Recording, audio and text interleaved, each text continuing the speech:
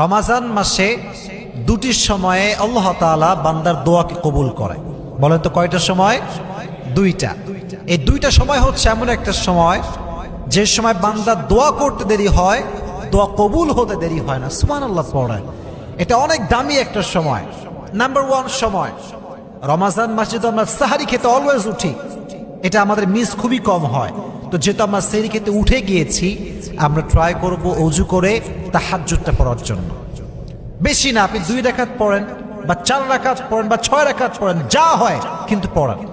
রমাজান মাসে তাহাজ্জুদের যায় নামাজে যখন কেউ চায় রবের কাছে, আল্লাহ এইটা চাই, গাড়ি চাই, বাড়ি চাই, হেদায়াত চাই, এইটা চাই, ওইটা চাই, বান্দা চাইতে দেরি হয়, আল্লাহর কবুল করতে দেরি হয় না। মন খুলে পড়েন সুবহানাল্লাহ। এজন্য 1 নাম্বার, আমরা তাহাজ্জুদটা মিস করব না। তাহাজ্জুদের সময় আল্লাহর কাছে বারবার আমাদের চাওয়া পাওয়াগুলো আমরা চাইতে থাকবো। রাজি আছেন তো ইনশাআল্লাহ? তাহলে 1 নাম্বার তাহাজ্জুদের সময়। কোন সময়? তাহাজ্জুদের সময়। নাম্বার 2, রমজান মাসে দোয়া কবুল হওয়ার শ্রেষ্ঠ সময় হচ্ছে ইফতারির সময়। যখন আপনার সামনে আলুর চপ, বেগুনি, পেঁয়াজি, মুড়ি, ছোলা, বুট সব রাখা আছে, কিন্তু মানুষ খাচ্ছে না, খিদায় শেষ, ক্ষুধার যন্ত্রণা একদম প্রবল হয়ে গিয়েছে, তবুও খাচ্ছে না। কেন? আল্লাহর জন্য খাচ্ছে না। তখন আল্লাহ একটা সফট কর্নার তৈরি হয়, ভালোবাসা তৈরি হয়। আল্লাহ বলে, কিরে খায় না কেন? ফেরেশতা বলে, আল্লাহ তোমার জন্য খাচ্ছে না, তোমার জন্য উপোস আছে, না খেয়ে আছে। তো এটা হচ্ছে একটা মুখ্যম সময়। ইফতারির সামনে রেখে যে বান্দা দোয়া করতে পারে, তার দোয়া আরশে আজিমে গিয়ে নক করে, সুবহানাল্লাহ পড়ে। এই জন্য কলিজার ভাইয়েরা, ইফতারির সামনে রেখে মোবাইল ফোন নয়, ফেসবুক নয়, হোয়াটসঅ্যাপ নয়, মেসেঞ্জার নয়, জাস্ট মনে মনে জিকির করবেন।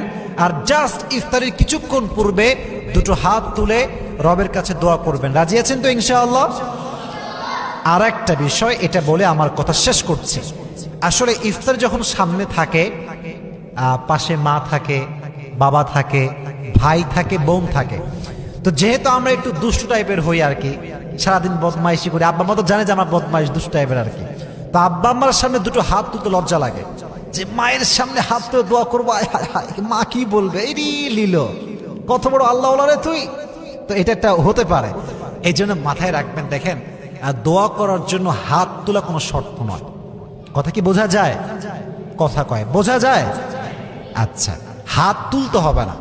আপনি ইফতারির সামনে রাখা আছেন, মনে মনে আল্লাহর কাছে দোয়া করেন। মনে মনে আপনি মনে মনে দোয়া করলেও আল্লাহ আপনার দোয়া কবুল করে নেবে, সুবহানাল্লাহ পড়ে। এজন্য আমরা সকলে ট্রাই করব। 1 হচ্ছে তাহাজ্জুদের সময়, 2 নাম্বার কোন সময়? ইফতারের সময়। আল্লাহ সবাইকে এই 2টি সময়ে বেশি বেশি দোয়া করার তৌফিক দান করে, উৎসাহ করে পড়ে। আমি